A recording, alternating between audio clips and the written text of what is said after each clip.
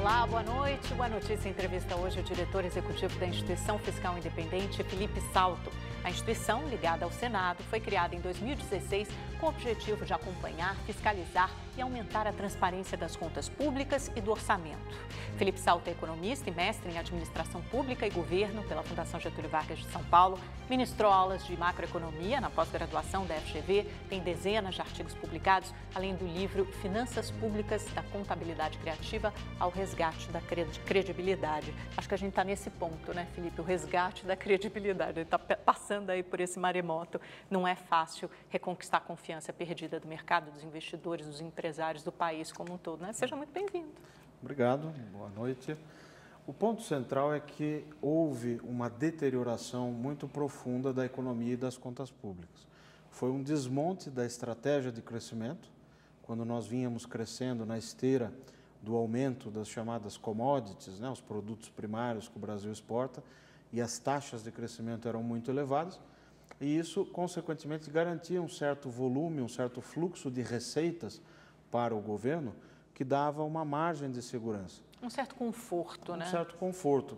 Porém, durante esse período, nós pisamos no acelerador do gasto público e, paralelamente, utilizamos a chamada contabilidade criativa para ir mascarando ou para ir maquiando esse avanço brutal das despesas, né? Sobretudo despesas previdenciárias, despesas com pessoal. Com folhas de pagamento, né? Que hoje é o que mais pesa nos estados, nos municípios. Exato. E o custeio, que é uma parte menor do gasto, mas onde é possível também fazer alguma economia, até para legitimar as reformas que precisam ser feitas. O Brasil ainda tem uma indexação muito pesada nas despesas, quer dizer, uma série de mecanismos de correção. Por exemplo, o salário mínimo, ele serve para corrigir a despesa previdenciária daqueles que ganham até um salário mínimo, o benefício de prestação continuada, o seguro-desemprego. Mas se não fosse assim, a gente não estaria criando uma legião de miseráveis, de pessoas que ganham menos do que um salário mínimo, que já é bem baixo no Brasil? Eu acho que a correção do salário mínimo que aconteceu no governo Fernando Henrique, no governo Lula e no governo Dilma foi importante. Quer dizer, você conseguiu dar uma recomposição salarial e também conseguiu, através do salário mínimo, indiretamente, fazer política social. Porém, agora os recursos estão mais escassos, quer dizer, tem menos dinheiro. Então, nós temos que ter políticas públicas para corrigir os problemas da desigualdade, da pobreza, mais focalizadas. Quer dizer, não dá para fazer através da Previdência e do salário mínimo, tentar querer corrigir problemas que são estruturais, que deveriam ser corrigidos com gasto público, sim, também, mas também com investimentos, com educação, com outras políticas públicas mais focalizadas e mais atentas aos problemas específicos que se pretende resolver. E que pesem menos no orçamento, né? De alguma forma. Um exemplo, o Bolsa Família, né? O Bolsa Escola, antes do Bolsa Família. São programas que, com pouco dinheiro, quando a gente está falando de dinheiro no serviço público, é sempre na casa de bilhões. Mas com 28 bilhões de reais ao ano, consegue-se produzir um resultado... Que é 0,5%, acho que, do orçamento, né? Muito pouco. O orçamento, para que o telespectador tenha ideia, é de 1 trilhão e 487 bilhões para esse ano de 2019. O Bolsa Família é só 28 bi. Então, relativamente, é um programa que custa pouco e gera um efeito importante lá para a base da sociedade. Pena que foi tão demonizado durante tanto tempo, né? Porque acabou virando um programa muito associado ao PT, aí nessa demonização da esquerda ele acabou correndo nessa esteira, mas é um programa reconhecido por instituições como a ONU, Banco Mundial, né? Como um programa de excelência, de transferência de distribuição de renda. Agora, Felipe, voltando para o ponto central, né? A questão central desse governo, desse início de governo Bolsonaro, acho que desse primeiro ano, que é a reforma da Previdência, a Instituição Fiscal Independente que você preside, preparou um relatório muito extenso, acho que de umas 70 páginas falando sobre a reforma da Previdência em março, e é bom porque esse relatório está disponível no site para quem quiser acessar lá da Instituição Fiscal e também auxilia o trabalho, assessora o trabalho de senadores e deputados do Congresso Nacional na hora de votar. Conta para a gente quais os principais pontos que você elencaria aí desse relatório que vocês produziram. Olha, a Instituição Fiscal Independente, ela tem, desde o final de 2016, trabalhado no sentido de dar transparência para as contas públicas. Então, o telespectador pode digitar IFI no site de pesquisa e, automaticamente, o primeiro link é ao nosso site, com bases de dados, com relatórios, artigos menores. E o que esse relatório especial da Previdência mostrou? Que nós temos uma evolução da demografia que é um pano de fundo do problema fiscal e previdenciário. É algo positivo, nós estamos ficando mais velhos, graças a políticas de saúde, com todos os problemas do SUS e etc., nós estamos ficando mais velhos. Isso vai representar uma necessidade de financiamento dos pagamentos de benefícios previdenciários. Quer dizer, se nós quisermos ter uma aposentadoria lá no futuro, os nossos filhos e mesmo a nossa geração, o que nós vamos precisar fazer? Dar condições para o Estado financiar tudo isso. Não existe uma bala de prata, uma solução salvadora, mas a gente sabe que essa solução passa por uma série de remédios que precisam ser ministrados para esse paciente, que é a economia brasileira, que ainda está convalescendo na UTI. Vocês mostram claramente como o déficit aumentou muito ao longo dos anos, né? Acho que principalmente depois de 2012, 2013, dá um salto no déficit previdenciário. Porque antes é como você disse, né? Nessa época da bonança, das commodities, principalmente no governo Lula, você tem um crescimento muito grande das receitas que de alguma forma consegue te dar um conforto e pagar esse aumento dos gastos com folha de pagamento, com previdência, e depois você passa a ter o inverso, né? As receitas crescendo menos ou não crescendo e o déficit aumentando de maneira exponencial. Exatamente. O chamado déficit da Previdência, o que é? Uma conta de receita menos despesa. Então, as receitas elas vêm majoritariamente dos rendimentos, dos salários, das contribuições que as empresas e os trabalhadores fazem.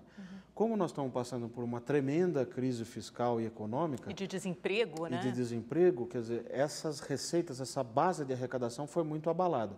Mas as despesas também estão acelerando muito. Então, isso é uma combinação bombástica. Quer dizer, o déficit... ele já está em 335 bilhões de reais, o déficit da Previdência, incluindo estados, municípios, União, governo federal, e também o INSS. É o déficit previsto para esse ano, para 2019? É o déficit realizado já, já né, em o dado 2018. realizado. E ele vai aumentar, quer dizer, ele tende a passar de 400 bilhões rapidamente. Quando a gente olha só para a despesa, nós estamos falando de quase 900 bilhões de reais, 14% do PIB.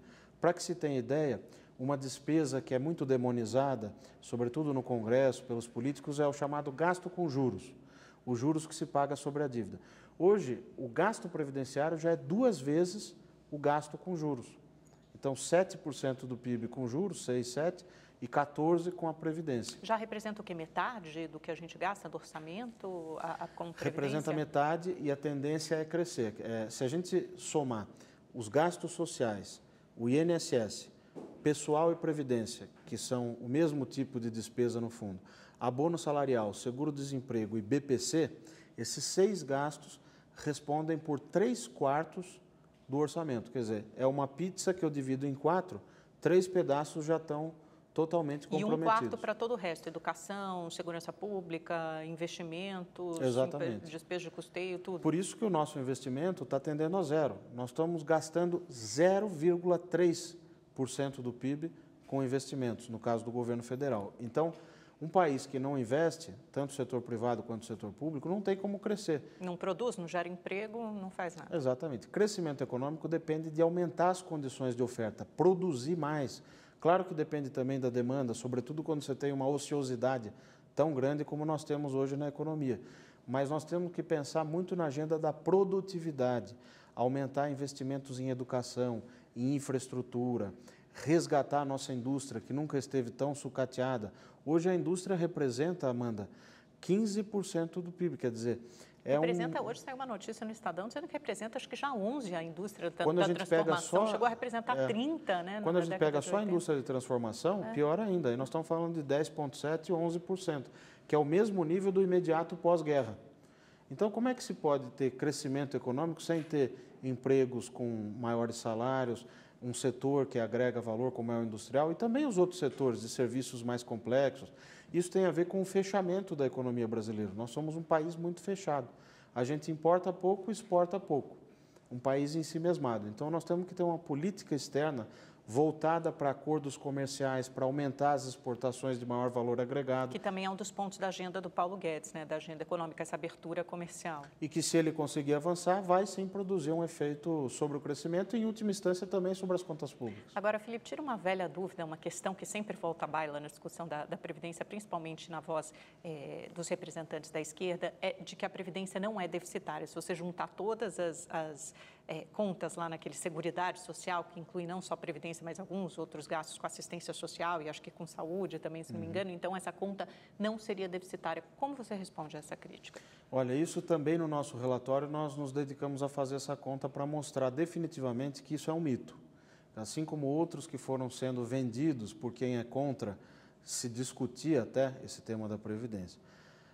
O que acontece? Quando a gente pega a Seguridade Social, que é a Previdência, mais saúde, mais outros gastos sociais, você tem um déficit de 4,1% do PIB. 4,1% do PIB. Então, um pouco menos do que a Previdência, só a Previdência, né? Quando a gente inclui a Seguridade, é até um pouco menor, porque a Previdência total, incluindo estados e municípios, nós estamos falando de 5,1% do PIB de déficit. A Seguridade, mas aí olhando só para a União, 4% do PIB. Quando a gente inclui a chamada DRU, que é a desvinculação das receitas da União, que é o argumento dos críticos, você desvincula receitas da Seguridade, aí ela fica deficitária. O que acontece? Esse déficit de 4, ele vai para 2, 2,5. Então, continua havendo déficit, mesmo quando você pega essas receitas que vão para pagar outras despesas e joga de novo na caixinha da Seguridade. Então está resolvido o problema? Não, porque continua sendo um déficit e essas receitas que você desloca de uma caixinha para outra, elas produzem um rombo lá na outra caixinha, na outra conta. E no final elas saem do mesmo bolso, do contribuinte. Do mesmo bolso. Né? Então você ficar tirando de um lugar e pondo em outro é uma questão contábil, que não resolve o problema. Né? Na verdade, nós temos um déficit, no caso da União, sem contar os juros, né? Um déficit primário que deve ficar em 139 bilhões de reais. É o quanto você gasta, já computando as receitas, então receitas menos despesas, quanto falta? 139 bi. Então, esses remanejamentos, eles podem servir para retórica política, mas quando a gente vai ali fazer a conta, fica claro que eles não resolvem o problema. E a lógica de que a população está envelhecendo, que a gente tem um problema demográfico, continua existindo. A reforma da Previdência foi feita, acho que em todos os lugares do mundo, né? Praticamente Sim. todos os lugares do mundo. No Brasil, a nossa população também envelhece, não seria Com diferente, certeza. né? Não são recursos inesgotáveis. Claro. A gente sabe que o regime de aposentadorias no Brasil é uma fábrica de desigualdade, né, Felipe? Conta pra gente um pouco qual é a média da aposentadoria em cada regime, no INSS, no regime próprio, né, dos servidores públicos e também dos militares, se a gente puder Eu separar. gosto muito de comparar a média do regime geral, R$ 1.400, do média, INSS, né? Do INSS, lembrando que você tem um contingente grande de pessoas, milhões de pessoas ganhando só um salário mínimo. Menos que Ou seja, isso, menos que 1.400. Menos de R$ 1.000. Né? Como tem gente que ganha, por exemplo, 5.000, outros ganham 2.000, 2.500, então na média nós estamos falando de R$ 1.400. No Legislativo, por exemplo, nós estamos falando de R$ 27.800. Então, essa relação é de quase 20 vezes de diferença. É claro que você tem salários maiores ali no serviço público, e isso tem a ver com formação das pessoas que passam no concurso, que é um concurso difícil, mas não é só isso, quer dizer, tem a ver também com as regras de aposentadoria. As regras geram desigualdade, porque você tinha durante muito tempo essas aposentadorias no serviço público não respeitando o teto. E no caso do INSS, o teto é de R$ 5.849, que precisa ser respeitado. Com a reforma da Previdência, pode-se discordar de um ponto, de outro, etc., mas a verdade é que vai haver uma questão mais horizontal, uma homogeneização do tratamento dessas aposentadorias no serviço público e no privado. As pessoas vão ter que trabalhar por mais período do que trabalham hoje, por mais tempo, e vão precisar contribuir mais. Então, essa inovação da proposta do Paulo Guedes em relação à proposta do Temer, que era também na direção correta, mas essa inovação de tributar mais, quer dizer, de colocar alíquotas progressivas, como a gente chama, ela é positiva, porque vai ajudar também a aumentar a arrecadação. Então, vamos falar um pouco, então, da proposta específica do Paulo Guedes. Qual a sua avaliação do texto que chegou? A gente sabe que é uma proposta mais ambiciosa, mais robusta, se for para comparar com a do presidente Temer, que começou com uma expectativa de economizar quase 800 bilhões, pois o texto foi sendo desidratado, ficou em menos de 500 bilhões, e o do Paulo Guedes prevê uma economia de 1 trilhão. É uma proposta positiva, no sentido de que gera uma economia importante, preserva as regras, preserva a concessão de aposentadorias, pode-se pensar em ajustes, por exemplo, a chamada proposta Arminio-Tafner, do ex-presidente do Banco Central, Armínio Fraga, e do economista especialista em contas públicas, Paulo Tafner, previa uma renda para o idoso, uma renda universal para o idoso, que era algo que politicamente pegava muito bem e na prática também geraria uma substituição, talvez, ao benefício de prestação continuada ou uma garantia de que aqueles mais pobres que não conseguem contribuir 20 anos, lembrando que a proposta aperta de 15 anos para 20 anos o tempo mínimo de contribuição, garantiria uma renda universal. O BPC, da forma como está sendo tratado na PEC, você ampliou o escopo que ele atinge, mas reduziu para R$ 400 esse benefício de quem tem entre 60 e 69 anos. Só para a gente explicar, então, para o telespectador, como é hoje e como a proposta prevê. Isso. Hoje funciona assim, se você atinge 65 anos de idade, você pode se aposentar, no caso do homem, né? Você pode se aposentar por idade. Né? Se você tiver 15 anos de contribuição comprovados, recolheu na carteira de trabalho, tem como comprovar, o INSS atestou, se aposenta por idade e calcula o seu benefício através de uma média dos salários passados. Né? Tem uma regra. Quem não consegue contribuir 15 anos, solicita o chamado BPC, Benefício de Prestação Continuada. Não precisa ter comprovado a contribuição e, tendo 65 anos e tendo uma renda per capita familiar de 1/4 do salário mínimo, quer dizer, hoje seria R$ 250, R$ 240, você tem direito a receber um salário mínimo. Como a partir fica, dos 65 anos. A partir dos 65. Com a nova regra, esse direito ao salário mínimo vai passar a ser só a partir dos 70 anos, e não 65. Porém, foi criado um benefício de R$ 400, que não existe hoje, para quem tem de 60 anos a 69,9, até 70 anos. Então, esse benefício, nós calculamos lá na Instituição Fiscal Independente, que ele poderia ser de até R$ 520, e não 400, para que o efeito fiscal, o efeito nas contas públicas fosse zero, fosse nulo. Então, há uma margem de negociação que provavelmente vai ser explorada no Congresso. O que se ouve dizer de políticos de lado a lado é que essa mudança no BPC não vai avançar. Mas ela tem uma importância, tem uma razão de ser, porque os incentivos para aposentar, ainda mais quando você está apertando de 15 para 20 anos, os incentivos para você tomar o BPC ou requisitar, eles vão aumentar. Quer dizer, as pessoas vão querer solicitar mais BPC quando não conseguirem atingir os 20 anos. Mas aí elas vão ter que comprovar uma renda familiar per capita muito baixa, como você disse, né, de 1/4 do salário mínimo. Não é todo mundo que consegue também. Exatamente. Né? Esse é um critério que já existe, mas eles adicionaram outro critério, que é o de patrimônio. Se a pessoa for pobre, quer dizer, tiver uma renda de R$ 250, familiar per capita, por indivíduo, mas tiver patrimônio de R$ 98 mil, ela também vai ficar de fora. Então, foi adicionado também mais um critério, que é um critério, digamos, rigoroso. Né? Qual o impacto fiscal do BPC na reforma? Porque é muito impopular, acho que é o ponto mais combatido de todos os lados, né? Não só pela esquerda, mas pela própria direita. Há muita dificuldade em aceitar esse ponto, porque parece, de fato, um ponto que pune a população mais pobre e vai contra o discurso de que a Previdência tem que ser mais igualitária e punir principalmente os privilégios. Nós fizemos a conta tanto para o benefício de prestação continuada quanto para as mudanças no abono salarial, que é um outro benefício social. A soma do efeito desses dois é de 178,9 bilhões em 10 anos.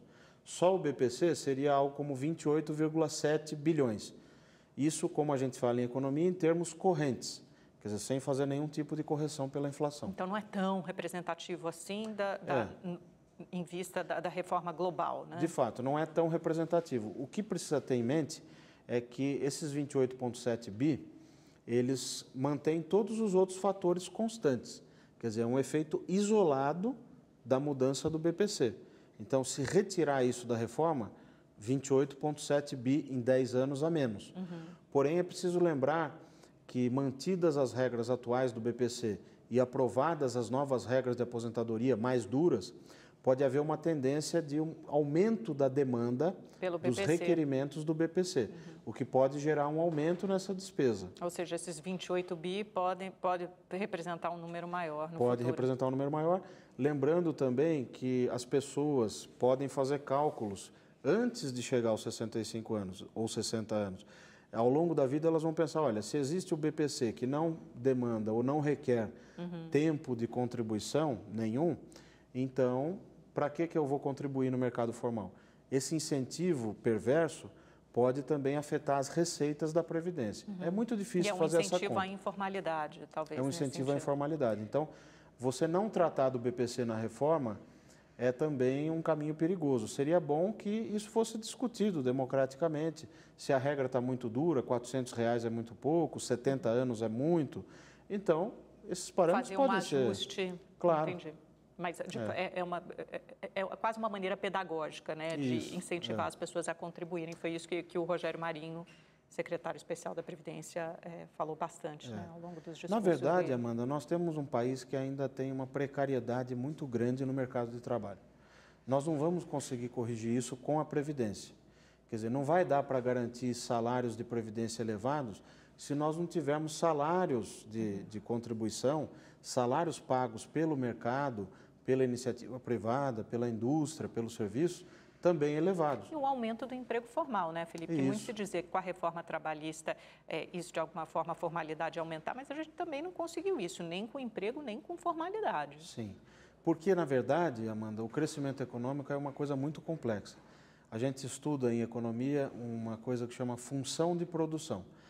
Quer dizer, como que a gente gera crescimento econômico. Essa função, uma equação matemática, ela depende de investimento, depende de máquinas e equipamentos, depende da produtividade, depende do ímpeto do empresariado para investir. Bom, a gente não tem nada disso, então está explicado. Então as coisas estão muito difíceis. Agora, Felipe, voltando para os pontos, eu acho que causam maior divergência e uma repercussão negativa da reforma da Previdência, o outro é a aposentadoria rural. Né? Na reforma do Paulo Guedes, aí uma decisão de que os funcionários rurais têm que contribuir com R$600 por ano, né? O que para a agricultura familiar, principalmente para as famílias mais pobres, representaria muito, né? Seria mais ou menos R$50 por mês.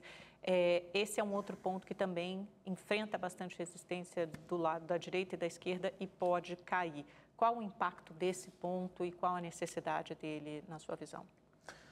Há uma série de problemas na aposentadoria rural, inclusive fraudes, né? Porque que você é o principal, né? Fraude. Você acaba concedendo o direito à aposentadoria rural para quem nem mora na zona rural, coisas desse tipo. Basta o aval do sindicato hoje em dia. Basta o aval do sindicato. Isso eles vão endurecer essa regra, Vão. né? A medida provisória número 871, lembrando que a medida provisória entra em vigor já na hora que ela é editada. Então, ela já trata um pouco disso, porque ela proíbe que os sindicatos fiquem emitindo esses certificados sem uma comprovação, sem uma avaliação técnica, etc, etc. O que a PEC faz, a proposta de emenda à Constituição apresentada pelo governo Bolsonaro? Ela aperta um pouco as regras, porque ela exige uma contribuição anual de R$600, quer dizer, R$50 por mês. E, no caso do trabalhador empregado, por exemplo, numa fazenda, num sítio, uma coisa assim, mas que seja empregado, ele vai seguir as regras do regime geral, como se fosse um trabalhador urbano. Aí a crítica é, mas é muito precário, quer dizer, como é que você vai fazer ajuste fiscal em cima de uma precariedade tão grande? Ora, mas no setor urbano também tem precariedade. Nós temos serventes de pedreiro, pessoas que têm um trabalho informal muito pesado e coisas do tipo, que também sofrem. E aí eu volto ao meu ponto, quer dizer, nós vamos tratar desses problemas com a Previdência ou vamos tratar gerando crescimento econômico, fazendo políticas que melhorem o emprego, que melhorem a vida das pessoas? Não é pela Previdência que nós vamos resolver isso. A questão do rural, ela é relevante, quer dizer, nós estamos falando de 60 bilhões pela prévia que a IFE fez, nós estamos fazendo esses cálculos, vão ser divulgados agora no dia 15 de abril, num segundo relatório especial, mas eu adianto já em primeira mão o efeito, 60 bilhões, né, em 10 anos. É pouco quando comparado com os outros, mas de grão em grão a galinha enche o papo. Então, você não pode imaginar que vai tirando coisas da reforma e o efeito vai ser o mesmo. Nós temos que lembrar que a dívida pública está crescendo de maneira muito rápida quando comparada com a evolução do PIB. Por falar nisso, Felipe, o ministro da Economia, Paulo Guedes, ele sempre diz, tudo bem, os congressistas têm toda a legitimidade para fazer as mudanças, mas o importante é que a gente mantenha R$1 trilhão de economia. Mas o mercado não trabalha exatamente com esse número, trabalha com um pouco menos com os cenários, como você diz, né? O positivo, o negativo, todos os cenários. Qual a possibilidade mais factível hoje que você vê? Sinceramente, como economista, essa reforma deve ficar numa economia em torno de quanto? Depende muito de como o Congresso vai trabalhar nesses pontos críticos, né, que podem ir desidratando. Mas eu acho que algo provável, algo possível de acontecer, é uma faixa de 700 a 850 bilhões de efeito fiscal, que seria um efeito importante em 10 anos. Isso também tem um resultado que pode motivar outras reformas, outras mudanças feitas também no Congresso, vai disparar um sentimento de confiança, não só do empresariado doméstico, que está segurando o dinheiro, não está investindo, mas também do estrangeiro, que não vem colocando tantos recursos assim na nossa economia. Então, a reforma ela tem efeitos secundários também, para além desse 1 trilhão, né, pelo qual o ministro corretamente trabalha, mas é preciso lembrar que os efeitos maiores virão a médio e longo prazo. Né? Não existe uma varinha de condão que basta tocar e os problemas todos se resolvem. A Previdência sozinha não resolve os nossos problemas estruturais. Ela é uma condição necessária, mas não suficiente. A reforma não pode ser abaixo de quanto? Essa economia não pode ser menos de quanto? Isso é muito difícil dizer, né? Nós temos ali na IFE, na Instituição Fiscal Independente, 3 cenários. Então, o cenário base, que é o mais provável, o cenário otimista e o cenário pessimista.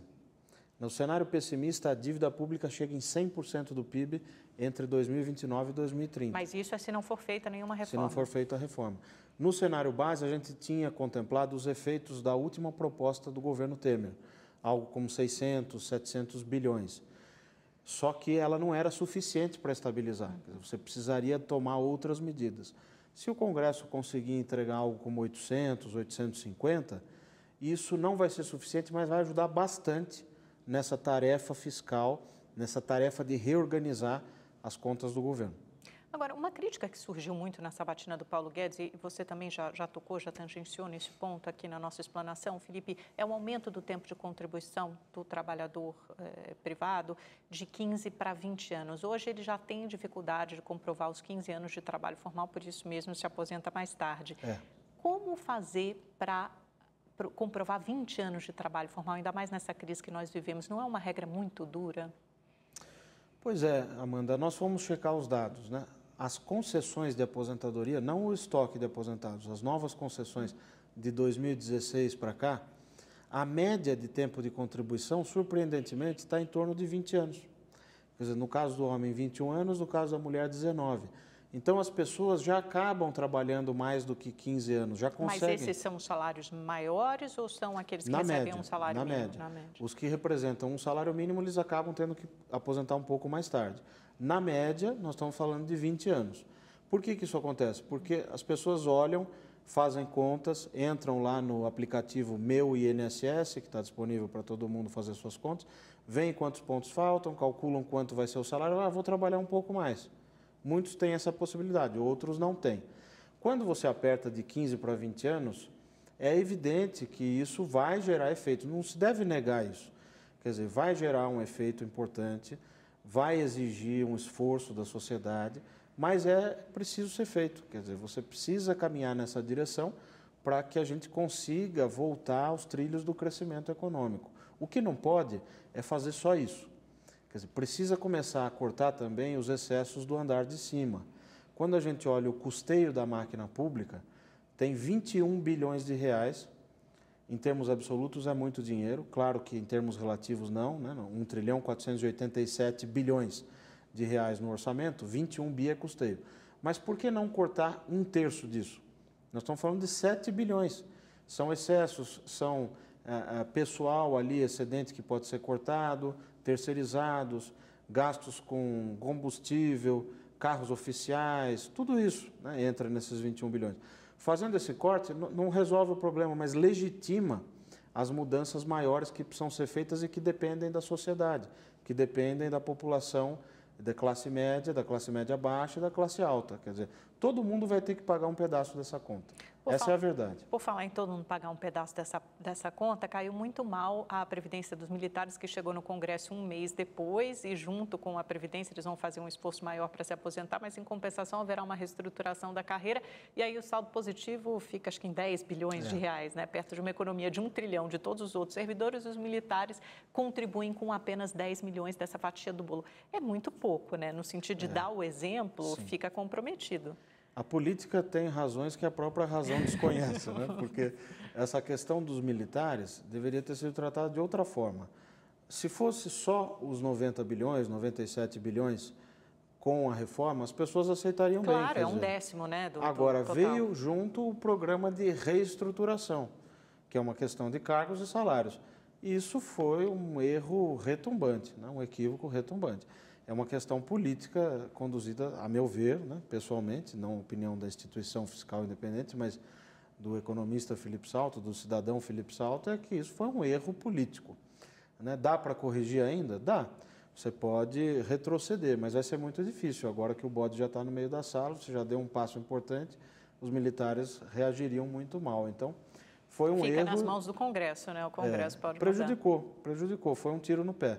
Não é algo que vai comprometer a possibilidade de aprovar a reforma, mas dificultou. Quer dizer, a gente poderia ter passado sem essa dificuldade. Outra dúvida grande é sobre a capitalização. Né? Até o próprio presidente Bolsonaro disse que se houver muita resistência, se o Congresso não quiser, pode derrubar esse ponto da capitalização, que acaba sendo um ponto, acho que ali colocado muito por pressão do próprio Paulo Guedes. Ele acredita na capitalização. Você acredita? É viável para o Brasil na atual conjuntura econômica? Sim, porque nós estamos mudando muito a tecnologia que é empregada na produção. Nós vamos ter uma economia daqui 20, 30 anos que vai ser totalmente diferente dessa que a gente conhece hoje, muito baseada em mão de obra. Então, toda a receita da Previdência, que vem muito dos rendimentos, dos salários, vai precisar ter outros tipos também de fontes. A capitalização, se for bem implementada, combinada com o regime chamado de repartição, que é o regime tradicional que a gente tem hoje, ela pode ajudar sim. Qual o problema da PEC? É que ela só dá linhas gerais. Pela leitura do texto da PEC, da proposta de emenda à Constituição, a gente sabe basicamente uma coisa, que vai ser um regime de contribuição definida. Então, eu ganho R$1.000, eu vou contribuir 5% ao mês de R$1.000, né? R$50 por mês, e essa vai ser a minha contribuição. Eu não sei... É uma poupança individual, né? Só para a gente explicar para nós. Hoje em dia, todo mundo contribui para o mesmo bolo e aí, à medida que você vai se aposentando, os ativos, as pessoas que ainda estão trabalhando, pagam para aquelas, pelos inativos, pelos aposentados. E a capitalização, ao contrário disso, não. Eu, Amanda, vou contribuir só para a minha poupancinha na minha aposentadoria. Quando eu me aposentar, eu vou viver daquilo que eu contribuí a vida toda. Muitos telespectadores têm a chamada previdência privada. Privada, é uma coisa parecida. É similar, quer dizer, você vai pegando, então, você ganha R$1.000, vai pegando R$50 todo mês e vai depositando numa conta, né, que vai ter rendimentos, você vai ter gestores que vão tomar conta desse dinheiro, e lá na frente, quando você for se aposentar, vai ser calculado o seu chamado salário de benefício, a sua aposentadoria. Agora, isso é o que se sabe até agora, então o governo precisa detalhar mais como é que vai ser isso, como vai ser a lei complementar que vai regulamentar esse regime, como é que isso vai conversar com o regime de repartição. Até porque tem um custo de migração, de transição de um regime para o outro, né? Se a gente já tem um déficit grande na Previdência, todo mundo contribuindo para o mesmo modelo que é da repartição, imagina se as pessoas que entrarem agora no mercado de trabalho ou que já estão, passarem a contribuir para um regime de capitalização. Elas deixam de contribuir para o repartição, o rombo nesse de repartição vai aumentar. Como é que se financia isso? Porque o regime de repartição é um regime, de certa forma, solidário, né? Eu que estou na ativa, o percentual que eu contribuo, a contribuição previdenciária que sai do meu salário, vai para pagar a pessoa que está aposentada. Então, ela está aposentada porque ela adquiriu o direito ao longo de toda a vida. Então, é um regime solidário. Quando eu instituo a capitalização, você tem toda a razão, vai haver uma transição aí que vai retirar dinheiro do regime atual e vai jogar dinheiro no outro regime de capitalização. Então, abre-se um rombo que precisa ser bem equacionado. Você precisa tratar isso de uma maneira adequada. Mas isso devia ser mais transparente, né? Ninguém tem uma resposta para isso. Devia. Até agora, o Ministério ainda não explicou bem isso, né? Precisa mostrar como é que vai ser feito. O diabo mora nos detalhes, né? Então, uma coisa é concordar com a tese geral de que você precisa de mudanças, precisa de uma capitalização combinada com a repartição. Outra coisa é ser a favor de algo que ainda não foi detalhado. Mas por que a capitalização é melhor do que a repartição, se a gente fizer a reforma da Previdência? Não é que ela é melhor, é que as mudanças no mercado de trabalho e na fonte de recursos de arrecadação, que eminentemente hoje é o salário, elas vão mudar. Quer dizer, você vai ter a adoção de robôs, de técnicas, equipamentos na economia que vão reduzir fortemente esse bolo, essa massa de recursos que hoje financia a Previdência. Então, a capitalização, através de um incentivo individual, pode ajudar a compensar um pouco essas mudanças estruturais. Você não corre o risco, porque hoje, enfim, um grande exemplo de capitalização é o Chile, e aí os críticos dizem, mas tem aposentadorias abaixo de um salário mínimo e os empresários não contribuem, como acontece hoje no modelo de repartição. Como é que faz para resolver esses dois problemas? Sim, essa é uma crítica parcialmente válida, porque na proposta de emenda à Constituição não está prevista a chamada contribuição patronal. Quer dizer, o patrão não necessariamente vai contribuir. Naquele nosso exemplo, se o indivíduo ganha R$1.000, contribuiu com R$50, não está explicado se vai haver também R$50 do patrão, ou R$100, ou R$20. Então, a contribuição patronal não se sabe, é uma incógnita se vai ter ou não. No caso do Chile, foi uma coisa muito radical, é o regime de capitalização pura. Então, como ainda tinha muita informalidade, muita gente pobre, muita desigualdade, muitos chegaram à velhice sem ter tido uma contribuição suficiente para ter um salário digno, para conseguir comprar remédio, para conseguir se alimentar, comprar roupas, etc. Esse é o que nós precisamos aprender, o risco que precisa ser evitado. Agora, não pode demonizar a capitalização só pelo exemplo do Chile. Uma série de outros países desenvolvidos adotaram esses regimes, como a Alemanha, por exemplo, e funcionou. Agora, de novo, nós não podemos querer resolver com a capitalização, ou com a repartição, ou com a previdência, problemas que são da nossa economia. Nós temos ainda uma renda per capita, uma renda por habitante, Amanda, que é de 1/4 da renda dos países desenvolvidos. Então, você pega a renda por habitante dos desenvolvidos, divide por 2 de novo, é a nossa. Então, nós estamos muito distantes, uma desigualdade ainda muito grande. O nosso objetivo primordial é crescer, crescimento econômico. Isso depende de uma agenda ampla, uma agenda grande de abertura comercial, produtividade, investimentos, educação. Tem um longo caminho a ser percorrido. Vamos falar sobre isso no próximo bloco, Felipe? A gente faz um intervalo bem rapidinho, não saia daí. A gente volta já já. Olá, estamos de volta com o diretor executivo da Instituição Fiscal Independente, IFE, o Felipe Salto, ligado ao Senado, que traz aí todos os dados de orçamento e contas públicas. Falamos muito sobre reforma da Previdência. Antes de falar dessa agenda de crescimento, Felipe, queria rapidamente falar sobre estados e municípios. Também serão bastante impactados por essa reforma, né? Eles vão ter que fazer uma reforma adicional nos estados ou essa reforma já contempla também a situação deles? Essa é uma excelente pergunta, porque eu costumo dizer que a crise fiscal dos estados e municípios é mais grave e profunda do que a da União. Exato. Porque eles têm menos instrumentos para lidar com a crise. E eles não conseguem se financiar tanto quanto a União, né? Sim. A União vai lá e emite um título da dívida, toma dinheiro do mercado. Então, vai fazendo déficit atrás de déficit, porque não respeita uma regra chamada regra de ouro, que está na Constituição. Essa regra, em tese, deveria significar o seguinte: você só pode fazer dívida se for para investir. Tomou R$1 emprestado, tem que ter R$1 de investimento. Só que nós não respeitamos essa regra. Então, a União tem uma liberdade muito grande para aumentar a dívida. Claro que tem um custo, né? Os juros, o pagamento de juros que o mercado exige, etc. Mas os estados e municípios, eles sempre ficam dependendo do Senado Federal para aprovar os empréstimos que eles desejam fazer. Eles têm que ter uma classificação de risco A ou B para conseguir tomar esses empréstimos, né? Mesmo quando se trata, sobretudo quando se trata de empréstimos estrangeiros.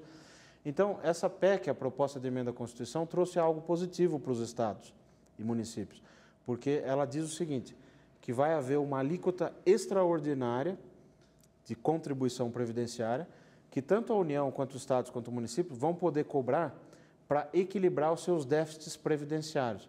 Então, vamos dar um exemplo. São Paulo, se ele comprovar que ele tem um déficit na previdência financeiro e tem um déficit atuarial, quer dizer, ao longo do tempo, projetado para os próximos anos, ele pode lançar mão de uma alíquota extraordinária em cima dos servidores. Ou seja, os servidores passam a contribuir com mais para financiar aquele déficit na Previdência.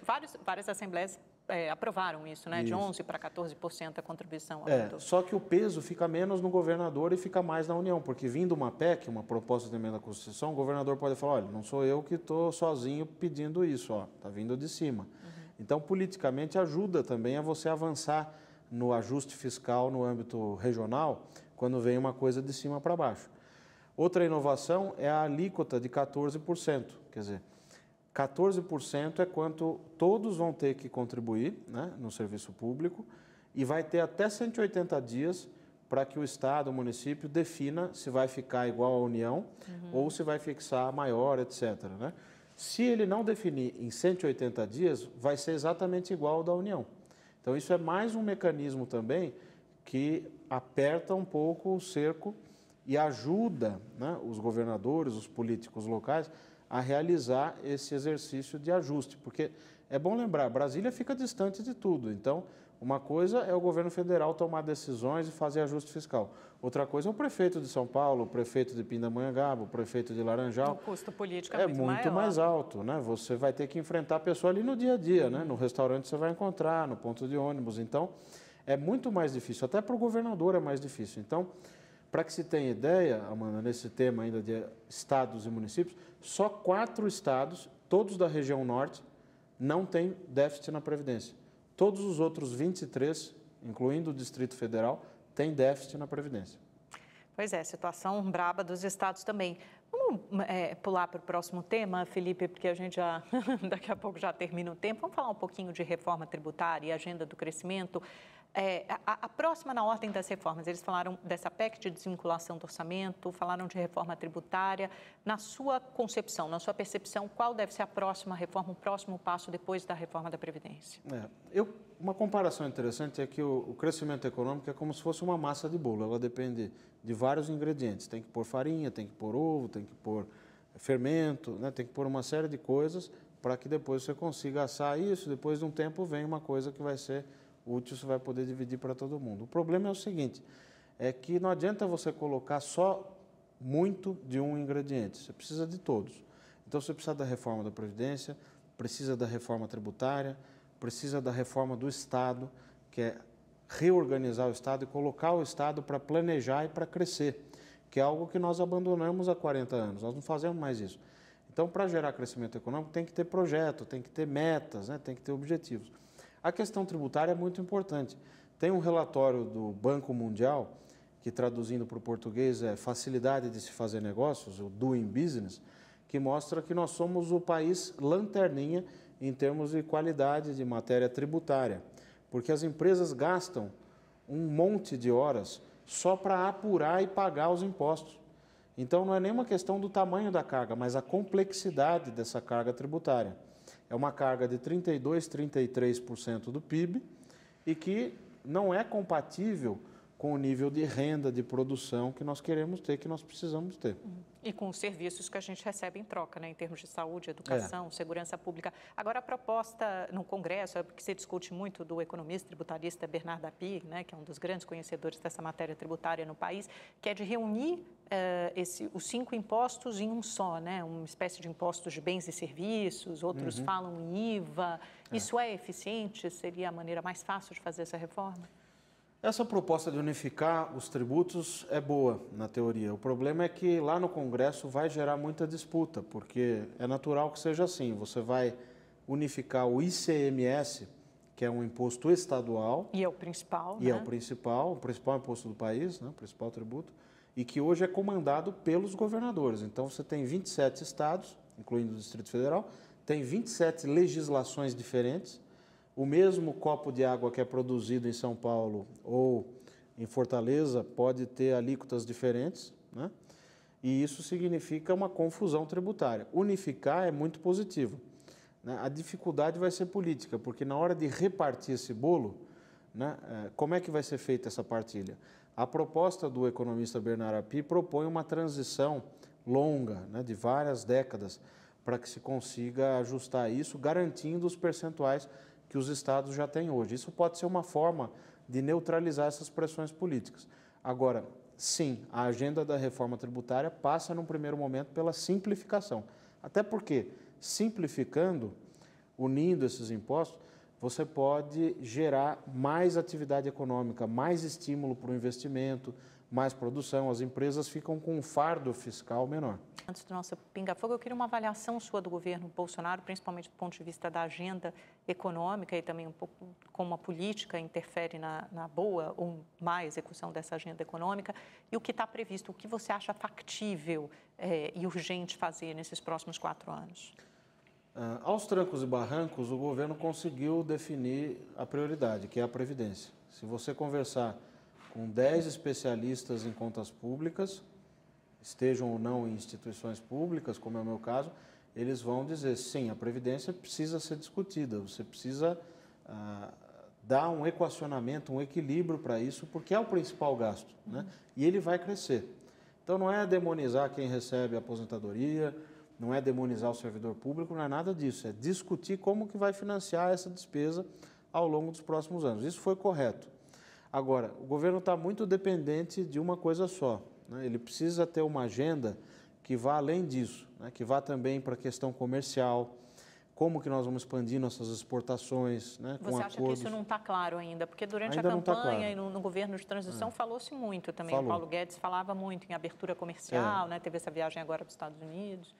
Me parece que está um pouco ideológico demais e prático de menos, né? Precisa de medidas concretas, não importa se Mas do lado que esquerdo. medidas concretas? Por exemplo, acordos comerciais. Nós estamos parados nessa matéria há anos e anos. A gente fica muito amarrado, atrelado ao Mercosul também. Sim, tivemos avanços em algumas coisas no governo Temer, mas em termos de resultado prático de exportações, nós precisamos caminhar muito ainda.